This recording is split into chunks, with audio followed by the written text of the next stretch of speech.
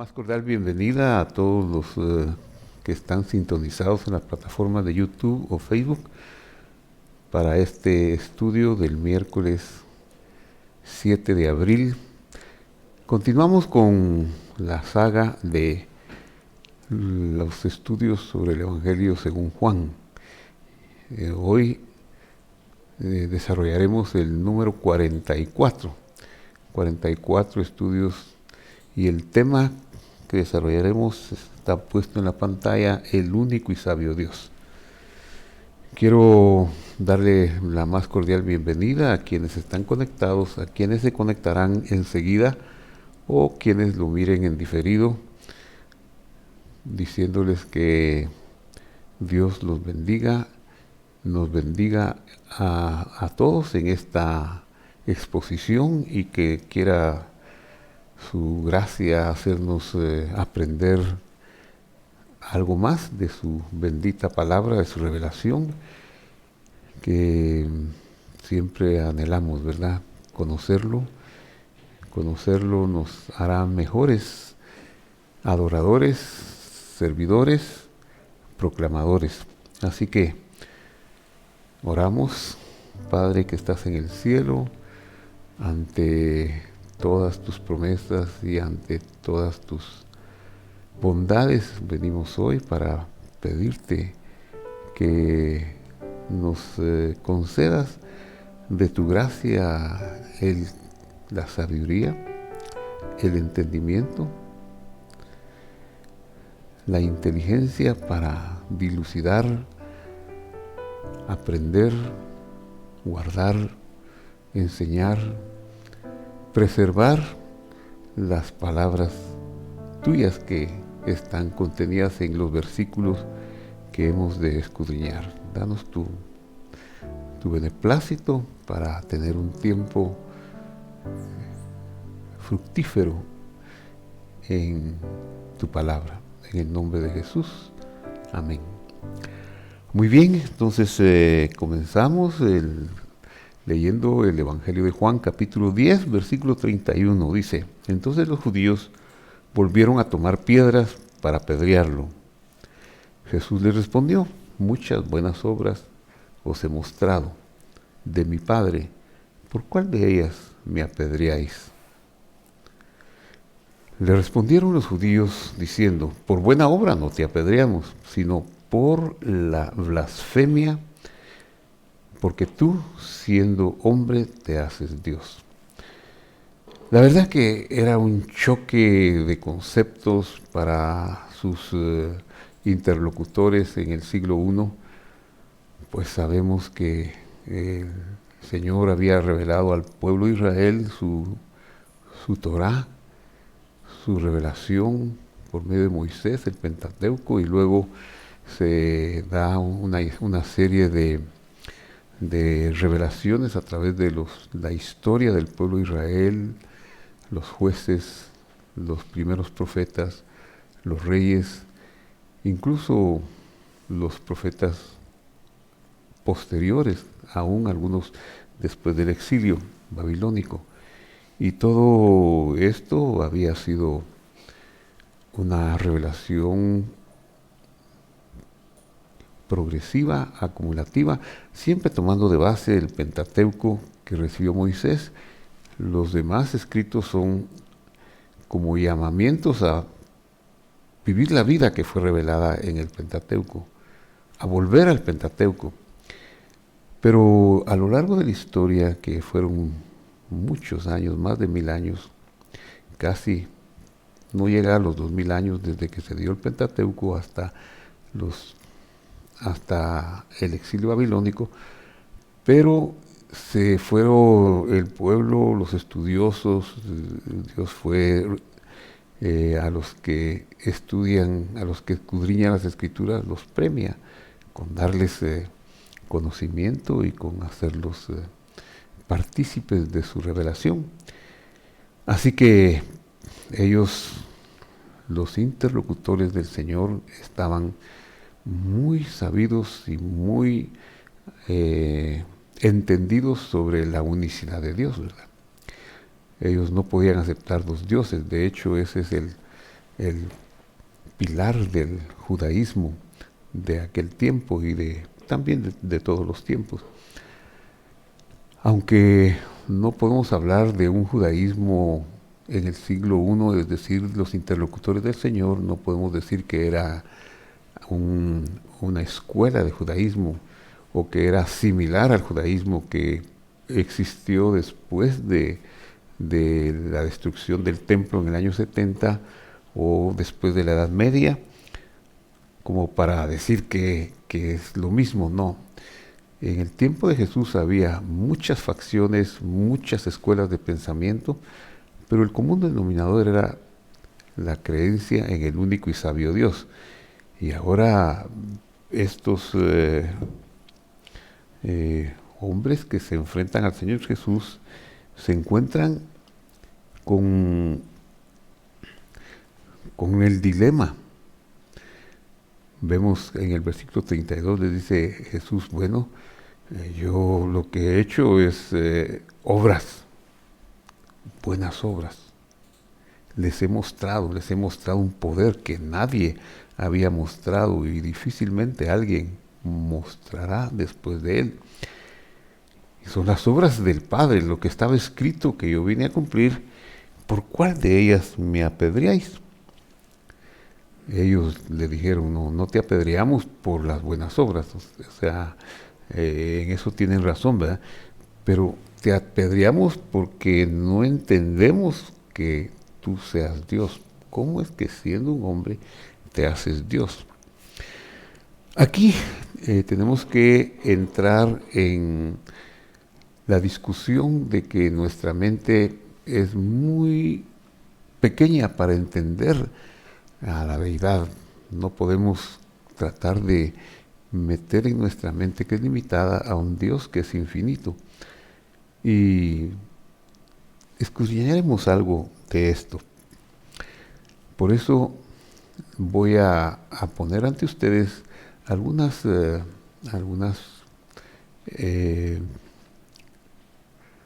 razones o algunos usos del término Dios. Dios, claro, el Evangelio de Juan lo tenemos en griego, sus manuscritos más antiguos están en griego, por supuesto, y en griego la palabra que aparece como receptora del concepto hebreo Dios es la palabra teos. Pero aunque teos es la receptora del vocablo y del concepto hebreo, teos no puede darle cabida a la plenitud de la revelación del nombre hebreo del sustantivo Elohim, y por eso es que quiero hacer una distinción y una enseñanza sobre varios usos del nombre de Dios. Aquí tenemos pues el sustantivo, el nombre propio, Elohim. Este es el uso principal y vamos a analizar en primera instancia como el uso más frecuente. En la Reina Valera, que es una versión muy usada en nuestro idioma castellano desde hace 500 años aproximadamente, ahí aparece aproximadamente el término Dios en las escrituras hebreas unas 4.426 veces y aparece en 86 versículos. Eso significa que este nombre Elohim es muy usado, es demasiado frecuente, y si es frecuente, pues su importancia es muy grande. El otro nombre que es muy frecuente y que aparece, la estadística que les voy a mostrar es asombrosa también, es el nombre inefable o el tetragramatón, como se le conoce también, el nombre de las 4 letras, Yud Hei Vav Hei. Este nombre tiene una peculiaridad y es que no sabemos cómo se pronuncia. No hay registro escrito, no hay registro obviamente oral. Los masoretas, que fueron los escribas que inventaron los puntos vocálicos, más o menos en el siglo VI al siglo VIII de nuestra era, ellos no se atrevieron a poner el fonema en este nombre. Sí lo hicieron en todas las palabras, y eso nos permite, como por lo menos a partir de ellos, saber cómo se leía las escrituras hebreas desde el siglo VIII, del siglo VI para acá. Y si ellos siguieron la tradición de vocalizar lo que en siglos anteriores se había acostumbrado, pues podemos decir que estaríamos muy cercanos a hacer una pronunciación como la hacían los antiguos, antes del siglo I, muy antiguos. Pero el nombre inefable, el tetragramatón, no se atrevieron a vocalizarlo, aunque tiene puntos vocálicos este nombre que aparecen aquí. Los puntos vocálicos que ellos pusieron son los puntos del nombre Elohim o del nombre Adonai, así que no reflejan una pronunciación del nombre. Y claro, nuestras traducciones de la Reina Valera castellanas y algunas otras traducciones en el siglo XV, pues ellos tomaron esos puntos vocálicos y le pusieron como suena, y entonces tradujeron como Jehová o Yahvé, pero realmente no es, no se sabe, no estamos seguros, no hay una documentación escrita, no hay nada que sustente que se pueda decir que esa era la pronunciación. Este nombre, Yud-Hei Vav-Hei, aparece 6.797 veces, aparece muchas más veces, en 5.794 versículos. Vemos la importancia de este nombre. Muy bien. En Génesis capítulo 1, haciendo referencia al primer uso del nombre Elohim, en Génesis 1 solamente aparece el nombre Elohim que tengo aquí escrito. Ahí se translitera con las letras de nuestro idioma Elohim. Estas letras hebreas, poniendo el equivalente en castellano, pues la primera sería la vocal E, la segunda la consonante L, y luego una vocal O, luego una vocal I, y luego el sonido M. Entonces dice Elohim. Elohim es el nombre que organiza, es el que las escrituras le indican que es el que organiza la creación, el que organiza el mundo que estaba en caos. No aparece en el capítulo 1 ni una sola vez el nombre inefable Adonai. Eso tenemos que aclararlo de una vez. No aparece ni una sola vez en los 30 y tantos versículos del capítulo 1 el nombre, el tetragramatón, Yud Hei Vav Hei. El comentarista, uno de los más destacados comentaristas medievales de la Torá, judío, Ibn Ezra, explicó que este nombre está relacionado con un atributo, el atributo divino del amor entrañable. Eso, Ezra vivió como en el siglo XII de nuestra era. Es hace muchos años, ¿verdad? Aunque Juan en su evangelio ya nos había dicho que este nombre, Elohim, era el nombre del amor de Dios. Juan lo describe como Dios es amor. Juan describe en su evangelio, capítulo 3, versículo 16, habla del amor tan grande de Dios para este cosmos y del sacrificio que hubo de hacerse causado por ese amor. Entonces, pero es interesante porque hay otros comentaristas judíos que no tienen la misma posición, pero Ezra, uno de los más destacados, él dice que Dios Elohim es igual al amor entrañable. Podríamos decir entonces que el atributo de Elohim es el amor entrañable, que lo mismo diría decir el amor entrañable cuando veamos Elohim que decir Elohim o que decir Dios, ya traducido al castellano, porque Elohim se traduce como Dios. Ahora, este es el primer uso. No olvidemos que hay otros usos más. Cuando se refiere al único sabio Dios, Elohim es el amor entrañable, y este es el nombre. Pero se usa en otros sentidos, y eso es lo que los judíos interlocutores del Señor no captaron, y por lo cual querían matarlo, porque no captaron la profundidad del uso. Claro, Él, como Dios, ¿verdad?, manifestado entre nosotros, no tenía por qué, sino con su manifestación, hacer la presentación para que nosotros a lo largo de la historia, a lo largo de nuestro acercamiento a Él, fuéramos conociéndolo y conociendo con más intimidad. Entonces, veamos los otros sentidos en los que se usa el nombre Elohim. Necesitamos aprender esto porque de lo contrario podríamos caer en errores como los judíos o los judeanos del primer siglo cayeron en errores ante el Señor Jesús.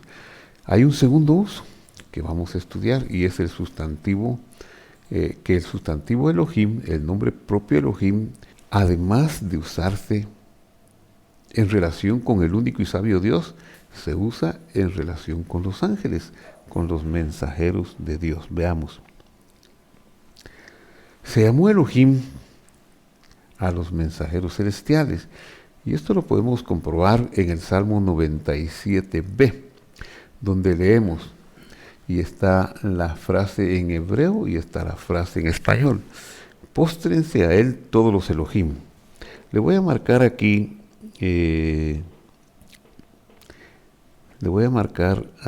las palabras hebreas. Aquí está el nombre Elohim.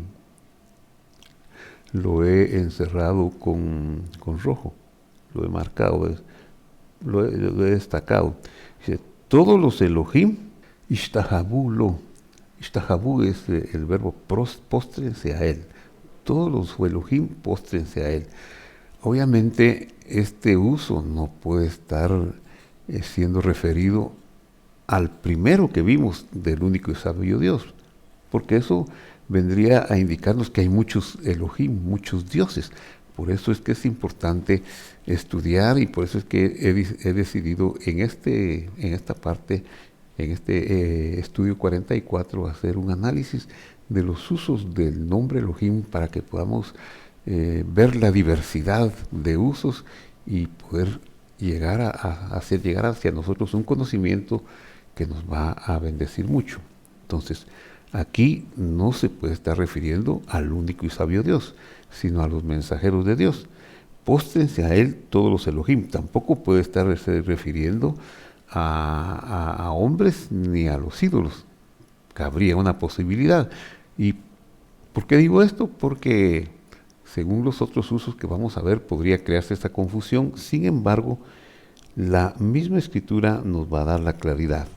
Y esto lo corroboramos en la carta a los Hebreos, donde el autor, usando el mismo verso, citando el Salmo que hemos leído, el Salmo 97 en su parte B, dice, y leo, Hebreos 1:6, y otra vez, cuando introduce al primogénito en el mundo, cuando introduce al Señor, ¿verdad?, al Señor Jesús en el mundo, dice, adórenlo, adórenlo todos los ángeles de Dios. El traductor, claro, de la epístola a los Hebreos ya interpretó el Salmo al traducirlo él en el Nuevo Testamento. Lo hace de la manera adecuada, inspirado por Dios, y no dice como se tradujo en el Salmo 97, póstrense todos los dioses, sino dice todos los ángeles. Él entendió, el autor de los Hebreos entendió que se refería a los ángeles, pero la escritura hebrea es exactamente la que está en el Salmo 97b. Kol Elohim Shetahabulo. Todos los dioses, todos los Elohim, todos los mensajeros, porque aquí se está refiriendo a los mensajeros, es decir, que algunas veces en las escrituras hebreas Elohim se designa o se utiliza este sustantivo, este nombre propio, para referirse a los ángeles. Y entonces nuestra luz o nuestra bendición será entender cuándo se está refiriendo a los ángeles, cuándo se está refiriendo al único y sabio Dios y cuándo a alguno de los otros usos que vamos a ver. Eso va a enriquecer nuestra adoración y nuestro servicio al Señor y nos va a mantener en una posición de verdad. El tercer uso para este nombre, el tercer uso, porque hay un tercer uso y hay un cuarto uso, pero vamos al tercero. El tercer uso del sustantivo Elohim, y aquí remarco de nuevo el sustantivo Elohim, es para designar a los jueces. A los jueces. Ya estamos hablando no de mensajeros celestiales, no del único y sabio Dios, sino Elohim.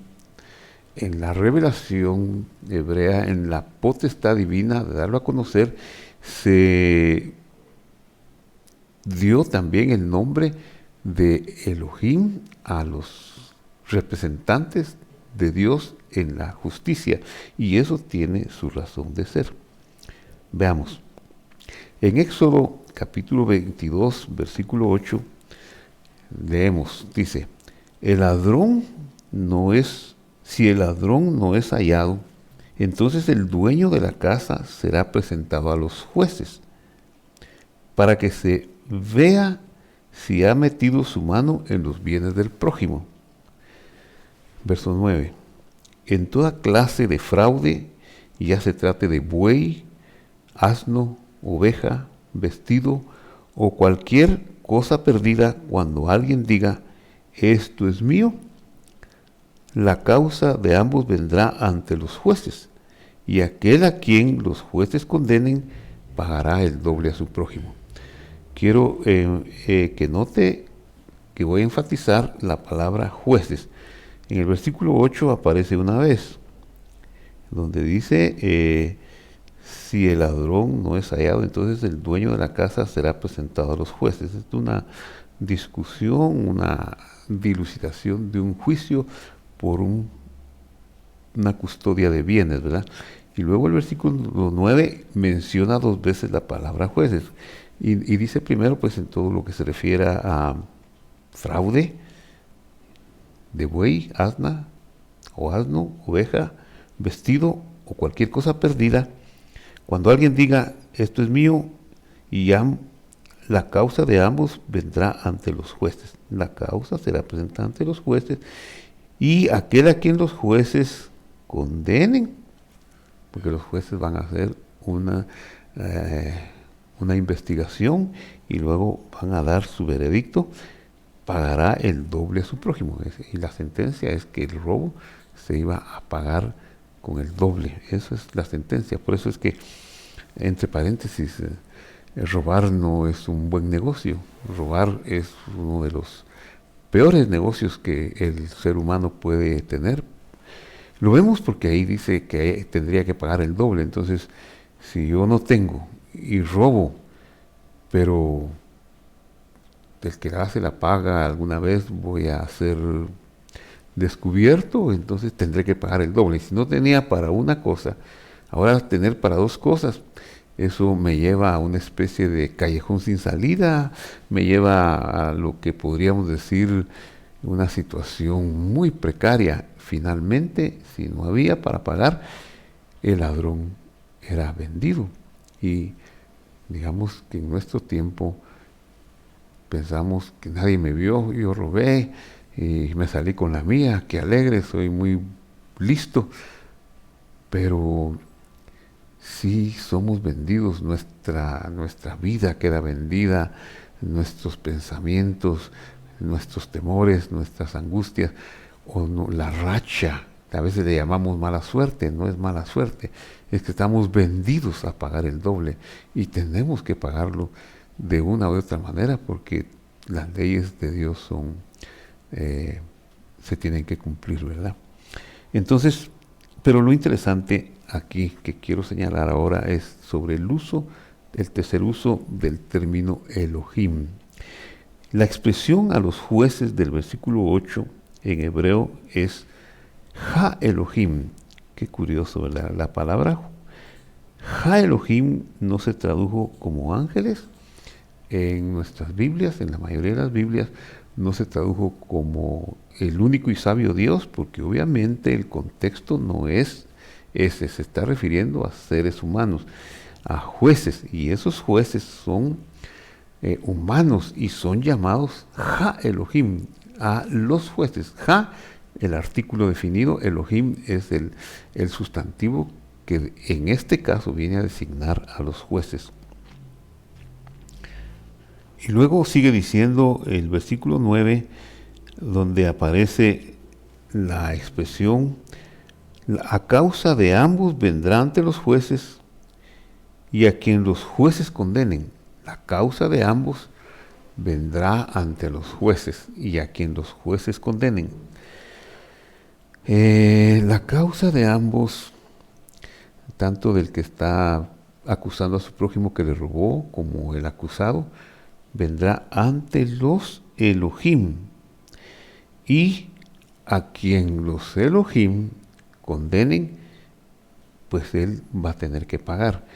Entonces aquí el tercer uso del vocablo, del sustantivo, del nombre propio, Ha Elohim, es asignado a los jueces, a los que se encargan de hacer justicia, y esto tiene su razón de ser, porque Elohim es el atributo del amor entrañable que tiene que dilucidar a través del amor cómo se hace la justicia, pero tiene que prevalecer, tiene que existir la justicia. No puede haber en el reino de Elohim, en el reino del único y sabio Dios, no puede haber nada que sea injusto, nada que falte a las leyes eternas de su justicia y de su santidad. En Éxodo 22, 28 abundamos en este uso, en este tercer uso. No ofenderás a los jueces, ni maldecirás al príncipe de tu pueblo. En hebreo dice, no ofenderás a los Elohim. Ahí también se vuelve a traducir jueces como Elohim. Es decir, el tercer uso del vocablo es hacia los jueces. En Deuteronomio 1:17 dice, no hagáis distinción de persona alguna en el juicio, tanto al pequeño como al grande oiréis. No tendréis temor de ninguno, porque el juicio es de Elohim, de Dios, del único y sabio Dios. Y la causa que os sea difícil, la traeréis a mí y yo la oiré. Porque el juicio es de Elohim. El término es el que hemos estado analizando, Elohim. Y este versículo nos sirve de enlace para comprender que el atributo del amor entrañable es el encargado de emitir sentencias y procedimientos. Los jueces están defendiendo el bien y el orden y la concordia. Este atributo del amor de Dios nos llevará hasta los últimos conceptos, hasta las últimas consecuencias, porque este es el atributo que se va a requerir para determinar la salvación de la humanidad. El atributo Elohim, el nombre Elohim.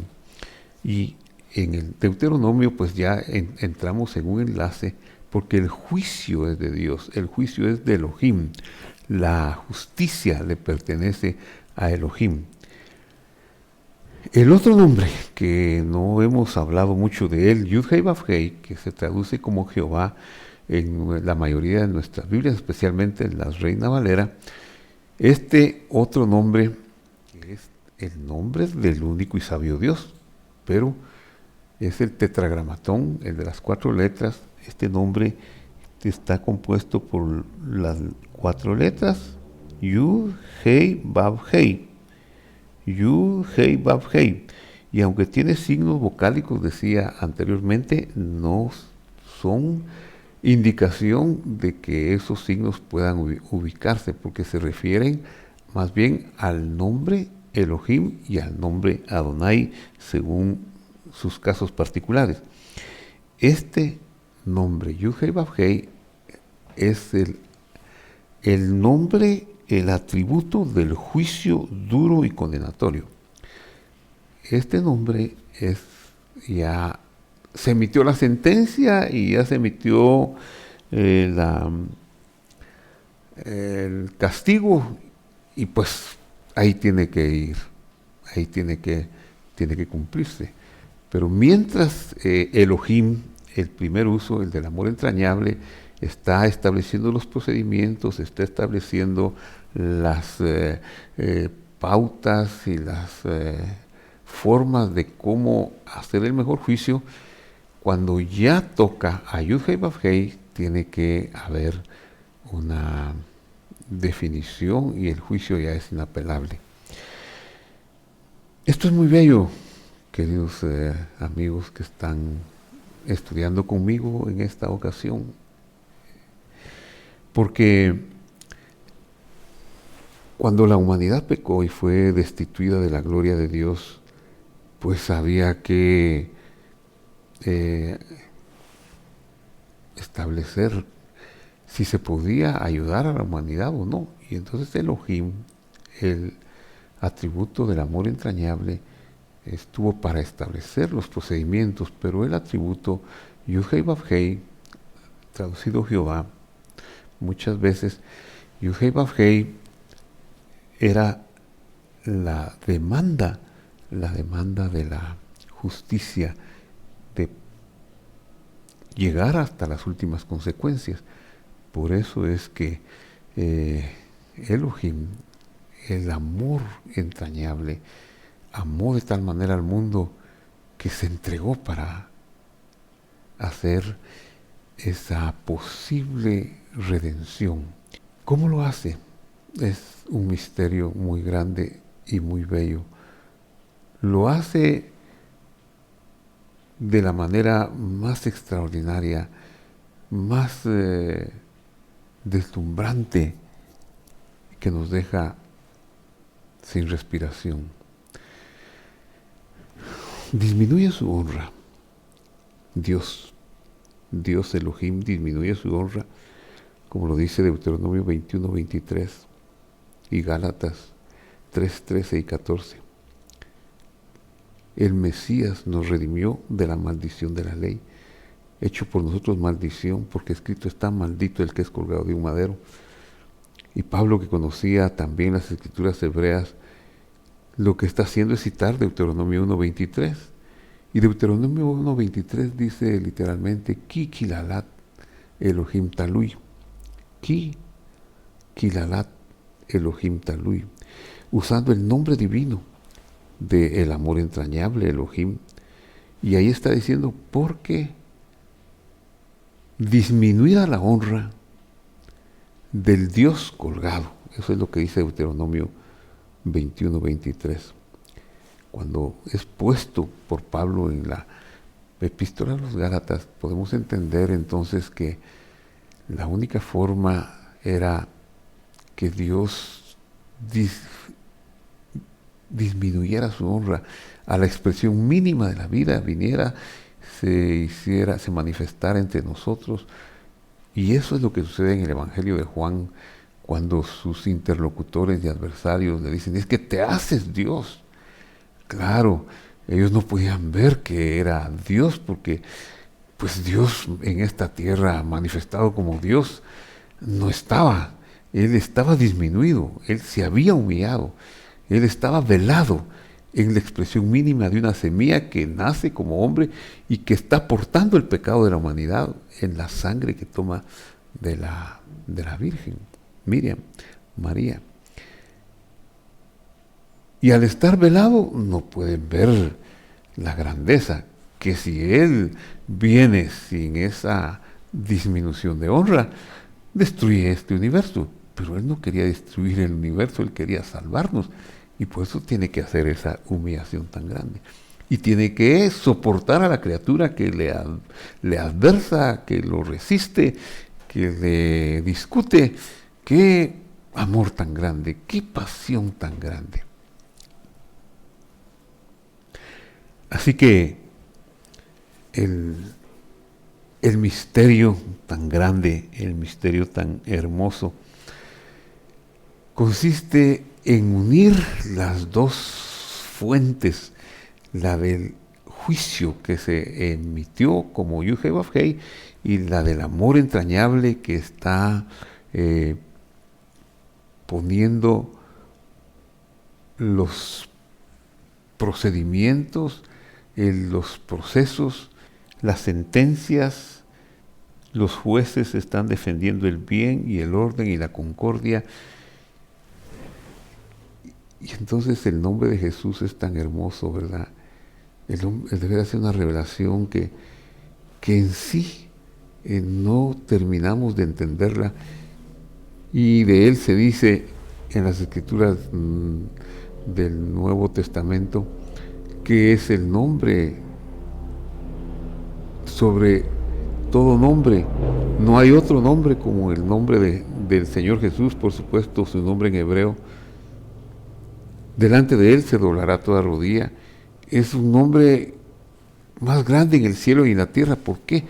Porque es la unión de la justicia y la salida para el perdón y la redención de la humanidad. Para nosotros los humanos, ese es el nombre por excelencia, Yehoshua, que ya toma el nombre del juicio, Yuhei Bafhei, con el verbo salvación, y al convertirse el juicio unido a la salvación, porque el amor entrañable lo quiso así, lo entregó, entonces obtenemos el nombre de el Señor salva, Adonai salva, Yud-Hei Bafhei salva. Esa es la noticia más grande que hay. Entonces, vuelvo a la diapositiva que usted tiene en la pantalla y leo. En cambio, el otro nombre del único y sabio Dios, el tetragramatón, Yud-Hei Bafhei, es el atributo del juicio duro y condenatorio. Ya no hay mediación entre el orden y la concordia y la paz. Por eso, en la antigüedad se decía que Eloa, ¿qué es Eloa? Eloa es la raíz del sustantivo Elohim. Es el origen, la etimología del nombre del amor entrañable, que tiene que ver con el poder y que tiene que ver con el amor, el atributo del amor.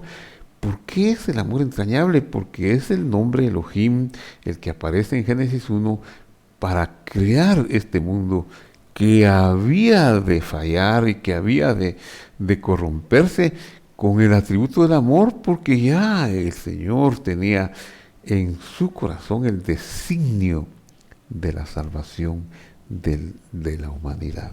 Qué cosa tan maravillosa.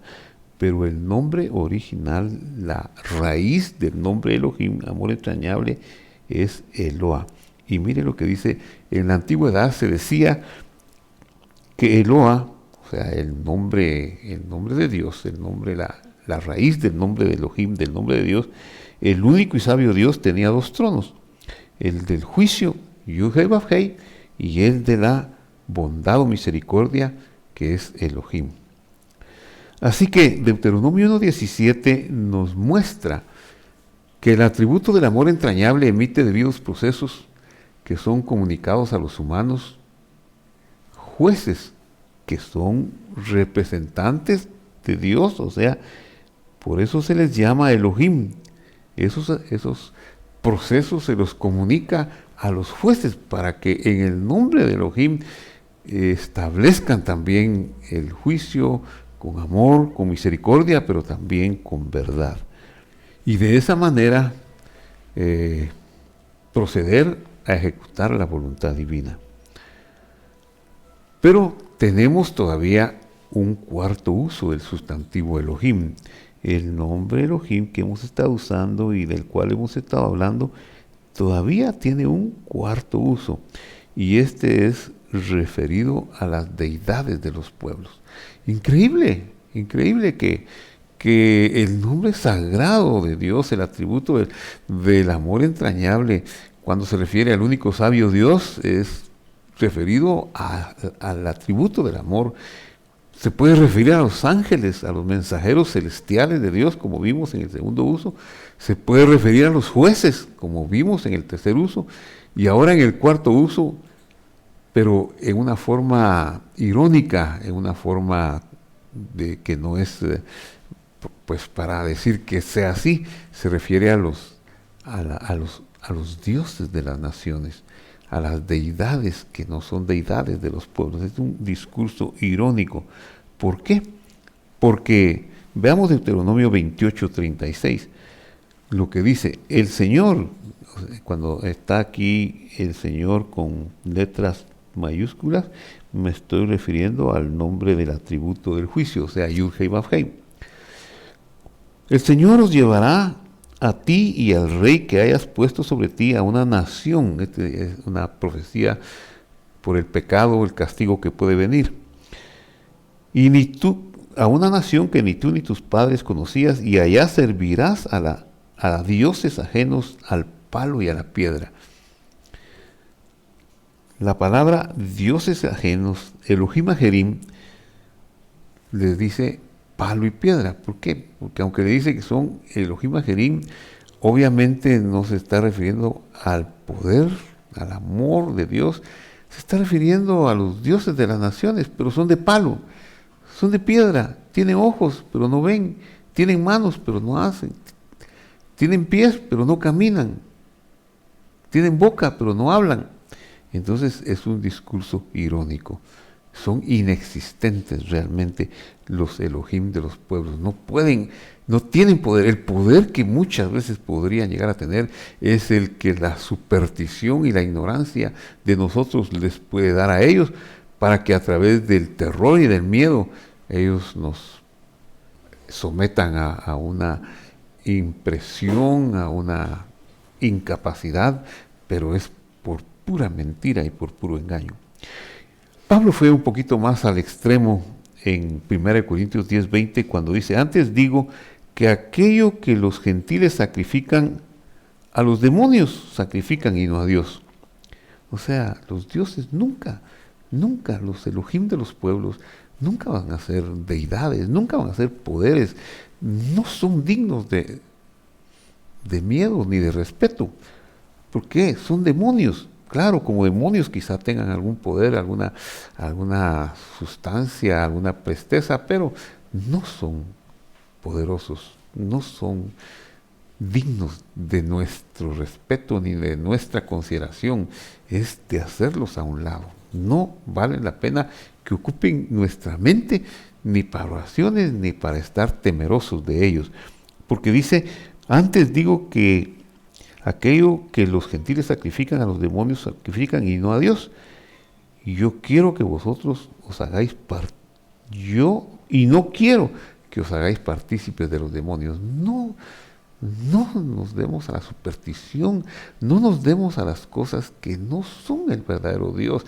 No nos demos a los amuletos, no nos demos a las creencias paganas de que podemos ser maldecidos por esos Elohim que no son Dios. No. Nadie puede maldecir al que Dios bendijo. Nadie puede hacer algo aparte de Dios. Volvamos a Juan 10:33. Le respondieron los judíos diciendo: por buena obra no te apedreamos, sino por la blasfemia, porque tú, siendo hombre, te haces Dios. Jesús les respondió: ¿no está escrito en vuestra ley, yo dije, dioses sois? Si llamó dioses a aquellos a quienes vino la palabra de Dios y la escritura no puede ser quebrantada, en otras palabras, Elohim no puede ser traducido como Dios, porque tiene muchos usos. 4 hemos visto aquí. Tiene una diversidad de usos. Y si no estamos conscientes de esos usos, nos vamos a confundir porque vamos a estar atribuyéndole poderes a deidades de los pueblos que no tienen ojos, no tienen pies, que no tienen poderes, y vamos a estar quizá encadenados por fuerzas que no debiéramos estar encadenadas, que nosotros les damos el poder en nuestra mente, y si nos destruye, pero nos destruye nuestra ignorancia. Mi pueblo fue llevado cautivo porque le faltó conocimiento. Entonces, sería bueno que este estudio número 44 lo volviéramos a ver para compenetrarnos de estas verdades, del único y sabio Dios y de los usos, para quitar el miedo de nosotros y vivir una vida más libre y no apocada por la superstición, por los amuletos, por la hechicería, la brujería y ese tipo de cosas que solo nos atan y nos destruyen. El atributo del amor entrañable Elohim se manifestó en la entrega de Dios en persona. Esto es lo más hermoso, ¿verdad? Como ya le explicaba hace un momento, la máxima expresión del amor de Dios, del amor entrañable, Elohim, fue para recibir el juicio de Dios, el juicio que la justicia divina, Yod-Heh Vav-Heh, determinó, enfrentándose Dios a sí mismo, sufriendo Él el castigo en sí mismo, el castigo de otro, el castigo de la humanidad, porque primero existió la sentencia. ¿Y cuál fue la sentencia? La sentencia fue: la humanidad no tiene eternidad. Por eso está dicho en Génesis 3, 24, echó pues fuera a la humanidad y puso querubín al oriente del huerto del Edén y una espada encendida que se revolvía por todos lados para guardar el camino al árbol de la vida. Este versículo es muy profundo y muy misterioso, y lo que nos está diciendo es que la humanidad perdió su dignidad, perdió la vida, ya no tiene acceso al árbol de la vida, está fuera, está apartado. El verbo echó, Vaigaresh, este verbo que está, que estoy marcando, Vaigaresh, este verbo es el que se utilizaba cuando un hombre repudiaba a su mujer, dándole carta de divorcio. En otras palabras, aquí aplica Romanos 3:23, por cuanto todos pecaron, por cuanto la humanidad pecó. Génesis 3:24, Vaigaresh echó al hombre del huerto para que no tenga acceso al árbol de la vida. Es lo mismo que Pablo dice en el 3:23 de Romanos, por cuanto todos pecaron y están destituidos de la gloria de Dios. Ese es el repudio de la humanidad como la esposa del Señor, como la íntima, la compañera del Señor. Están destituidos de la gloria de Dios. Cuando un hombre repudiaba a su mujer, no la podía volver a tomar. Una mujer casada solamente podía ser libre por 2 causas: que su esposo la divorciara y que muriera.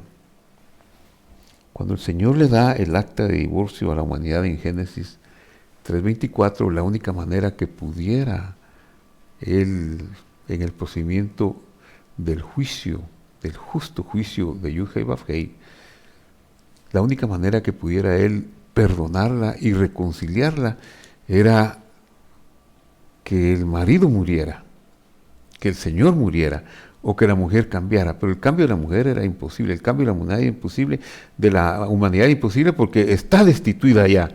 Entonces, lo que sucedió es que el Señor murió para volver a ser. Esa es la razón que explicaba anteriormente de Gálatas 3, 13 y 14, que la maldición, la disminución de su honra para poder alcanzarnos y así cumplir la sentencia de la palabra de Dios. Por eso Dios muere en lugar de la humanidad, disminuyendo su vida, portando el pecado, pagando así la deuda para que la humanidad quede libre de esa carta de repudio y pueda volver a tomarla. El único y sabio Dios cumplió la sentencia y podía volver a tomar a la humanidad. ¡Qué maravilloso! Y termino. El Señor emitió la sentencia Yud Hei Vav Hei. El tetragramatón lo representa. Yud Hei Vav Hei, el atributo del juicio perfecto de Dios, puro, santo, no hay nada que reprocharle, y no se halló nadie en los cielos y en la tierra, así que él mismo, con el atributo del amor entrañable, viene a ejecutar la sentencia. No hay amor más grande que ese. Ese es el amor de Dios. Por eso, el amor entrañable, el atributo del amor entrañable se representa en Elohim, el más grande amor. Si somos hoy hombres y mujeres que se ha despertado en nosotros amor por Dios, es porque Él nos amó primero. Si tienes amor, si yo tengo amor por su Torah, por su palabra, es porque Él murió por nosotros. Ese es el amor más grande. Y verlo es increíble. ¿Y cómo podemos nosotros todavía seguir resistiéndolo? O aquellos interlocutores discutiéndole. No, yo prefiero caer rendido ante Él y ser agradecido y reconocer su grandeza, su amor entrañable. Proclamar estas verdades como en esta ocasión para ustedes y para quienes los puedan ver en el futuro. Y llevar muchos a este conocimiento para tener gratitud y reconocimiento por Dios. Me conmueve el corazón de gratitud, solo puedo agradecer. No merezco, no tengo ningún derecho, solo puedo agradecer el amor tan grande y recordar de tal manera amó Dios al mundo, al cosmos, incluyéndome a mí, que Él se disminuyó para ser un hijo, un portador de los atributos del amor entrañable y de esa manera disminuido en su honra poder morir por mí y por ti. Es la cosa más digna de admiración, de adoración y de alabanza. Quisiera tener, como decía, un pensamiento antiguo: si fuera tinta todo el mar, si fuera el cielo un gran papel, si cada hombre un escritor y cada hoja un pincel, no alcanzaría todo ello para describir el atributo del amor entrañable. Padre que estás en el cielo, con gratitud, admiración, inmensa admiración y alabanza, gracias porque nos amaste, gracias porque disminuiste tu honra, gracias porque pagaste la deuda, gracias porque nos enseñas, gracias Señor, bendito seas porque nos adoptaste, nos bendijiste. Quieras usar este estudio, esta palabra, para bendecir a muchos también, en el nombre de Jesús. Amén. Bueno, este estudio me ha conmovido. Quiera Dios que a usted también. Nos vemos el domingo entrante, nos vemos el otro miércoles. Continuaremos con las enseñanzas de Juan los miércoles y los domingos con nuestros servicios en línea en la Iglesia Cristiana Visión de Fe. Que Dios nos bendiga a todos y nos dé su espíritu de revelación para poder amarlo y adorarlo más cada día. Hasta la vista.